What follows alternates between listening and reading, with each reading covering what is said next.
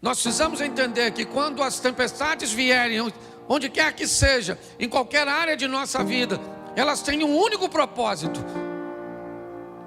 revelar em nós forças, capacitações que nós nem imaginávamos que tínhamos.